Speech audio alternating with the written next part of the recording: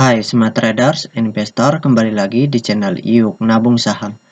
Nah, di episode kali ini kita akan membahas salah satu perusahaan yang mengalami penurunan yang sangat dalam karena diinginkan oleh investor besarnya. Nah, perusahaan apakah itu? Stay tune.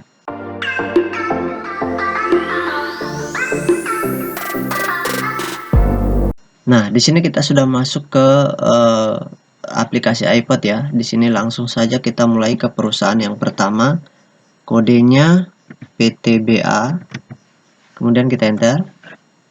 Nah, perusahaan ini itu pernah menyentuh ini selama sebulan terakhir naik. Setelah itu harga sahamnya turun sangat dalam ya.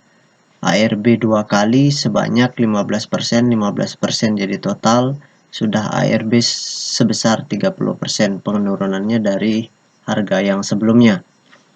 Nah, kenapa ini bisa terjadi? Karena diinginkan oleh investor besarnya. Kenapa itu dilakukan? Karena perusahaan ini akan membagikan dividen. Jadi, untuk menguji para pemegang saham yang kecil-kecil, apakah mereka betul-betul berkomitmen sebagai istilahnya pemilik perusahaan yang tetap, maka mereka harus diuji seperti itu. Karena kebanyakan ya tujuannya sebenarnya untuk mengusir spekulan-spekulan di sini. Jadi para investor-investor yang membeli jangka pendek itu diusir dengan cara mereka jualan supaya harga sahamnya turun seperti itu. Nah, apakah ini akan terus turun lagi? Kita tidak tahu. Yang jelas, kalau dividennya sudah pasti akan diterima oleh semua para pemegang saham, baik yang membeli sehari sebelum ex-date-nya, ya, seperti itu. Jadi, harga saham ini turun itu bergantung dari investor pengendalinya. Kalau mereka ingin diturunkan lagi, maka dengan cara jualan sedikit pun mereka dengan sangat mudah untuk menurunkan harganya lagi, seperti itu. Ya tentunya kalau kita beli perusahaan ini seperti ini beresiko ya. Kalau untuk jangka pendek, tapi kalau untuk jangka panjang is okay.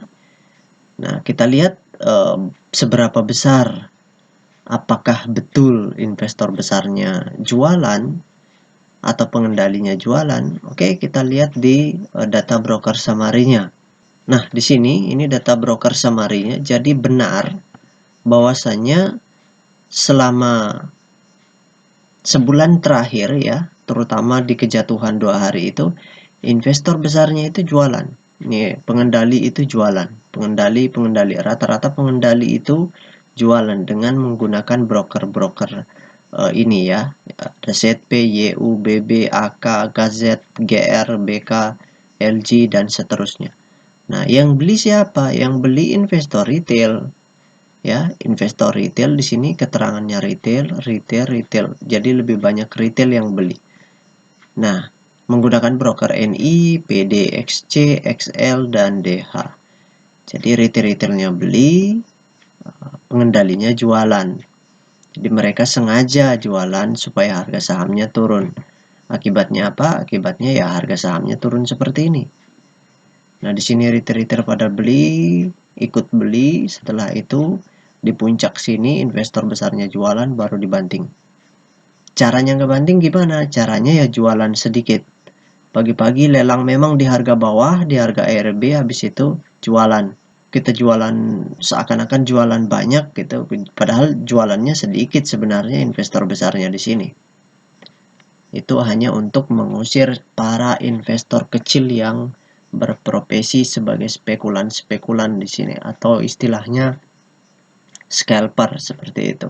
Ya, kalau menurut saya kemungkinan besar ini akan jatuh lebih dalam lagi harga sahamnya. Ya tergantung lah. Karena dividen itu kan juga tidak besar, yang ada kalau kita kejar dividen hunter, ingin dapatkan uang gratis dari perusahaan, tentu kita harus diuji kesabaran kita. Apakah kita betul-betul berkomitmen sebagai pemilik perusahaan, berkomitmen ikut mengembangkan perusahaan atau tidak, seperti itu. Atau hanya untuk mencari keuntungan jangka pendek. Nah, itu tentunya harus diuji seperti itu. Oke, kita masuk ke perusahaan yang kedua yang akan kita bahas. Di sini kode sahamnya Akra. Kemudian kita enter. Nah, ini perusahaan Akra juga selama sebulan terakhir dia naik, dan dalam beberapa hari terakhir perdagangan kemarin itu mengalami penurunan. Jadi 3 hari terakhir mengalami penurunan. Apakah setelah Lebaran Idul Adha ini nanti ketika buka pasar apakah akan turun lagi atau tidak? Itu kita bisa lihat nanti. Yang jelas di sini kita akan tahu apakah investor besarnya sudah jualan atau tidak. Oke, kita cek data broker summary-nya dulu. Kita ganti kodenya Akra. Kemudian kita ambil dari bulan Januari supaya sebulan terakhir. Dari tanggal 1, bukan bulan Januari ya, dari tanggal 1. Nah, kalau kita lihat di sini ya, kalau kita lihat di sini, benar bahwasanya investor asing yang pemegang banyak di sini itu jualan. Jadi mereka distribusi menggunakan AK, itu jualan 800.000 lot, RX 200.000 lot. Jadi NI juga, ZP itu rata-rata jualan.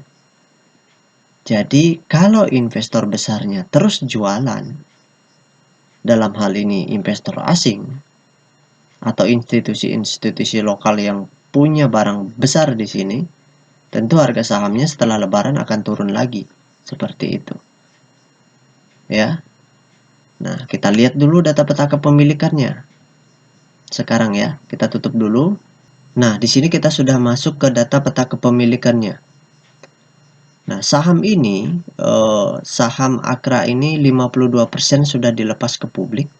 Nah, ternyata investor asing itu termasuk di dalam kode atau semi retail. Di sini mereka menjual. Jadi di bulan Mei 71,5%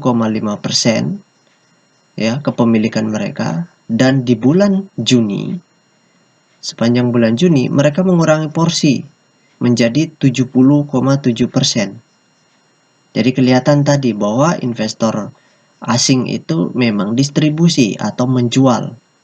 Jualan ke siapa? Ternyata jualannya ke retail. Di bulan Mei, investor retail memiliki porsi 6,4%. Dan di bulan Juni bertambah menjadi 7,2%. Jadi investor retail itu membeli. Sehingga harga sahamnya jatuh. Karena kalau retail berbondong-bondong membeli, itu akan memperbesar peluang bagi investor besarnya untuk jualan. Seperti itu. Nah, di sini investor besarnya diam memang. Jadi investor retailnya yang jualan. Syukurnya di sini investor besarnya diam. Kalau investor besarnya ini ikut jualan, ya jatuh lebih dalam lagi seperti itu. Dan ini perusahaan Akra ini ya, semi retailnya sangat besar. Ya, sangat besar, dan ini cukup baik ya, karena untuk memarkup harga, untuk membeli kembali ya, itu kita harus sebagai investor semi retail supaya nggak ketahuan. Karena kalau misalkan Arta Kencana ini membeli, otomatis ketahuan. Di sini akan muncul. Otomatis ketahuan. Nah, itu akan mempermudah kita investor retail untuk mengikuti. Tapi kalau mereka berstatus sebagai semi retail, kita akan kesulitan mengetahui apakah mereka membeli atau tidak, kecuali kita mendapatkan data DPS. Kalau itu tentu sekecil apapun kita bisa tahu siapa yang beli dan siapa yang jual. Seperti itu. Tapi dari sini pun kita sudah bisa mengambil patokan bahwa investor-investor institusi asing itu jualan. Dari data broker summary tadi mereka jualan. Nah, di sini kelihatan bahwa mereka mengurangi porsi. Jadi otomatis retailnya membeli, mereka jualan, harga sahamnya turun. Kalau retailnya jualan, mereka membeli, barulah harga sahamnya akan naik, seperti itu. Intinya semakin banyak orang takut membeli, yaitu pertanda yang bagus. Dan semakin banyak orang berani untuk membeli, maka itu pertanda yang buruk. Karena kalau ada yang jual, harus ada yang beli. Kalau retail berbondong-bondong beli, otomatis yang jualan siapa? Tentu investor semi retail atau investor besarnya. Kalau mereka yang jualan, otomatis harga sahamnya turun. Seperti itu. Itu rumusnya. Ya, Warren Buffett pun pernah mengatakan, di saat orang pada ketakutan, kita beli. Dan di saat orang pada berani, kita jual. Seperti itu. Ya, itu rumus investasi yang umum. Oke, sekarang kita masuk ke perusahaan yang ketiga ya. Nah, perusahaan yang ketiga kita masuk ke kode sahamnya itu MTech. Oke, kita enter. Nah, ini perusahaan juga sudah turun sangat besar dan selama sebulan terakhir juga naik sedikit, habis itu turun lagi. Nah, apa yang dilakukan oleh investor semi retail atau investor besarnya di sini?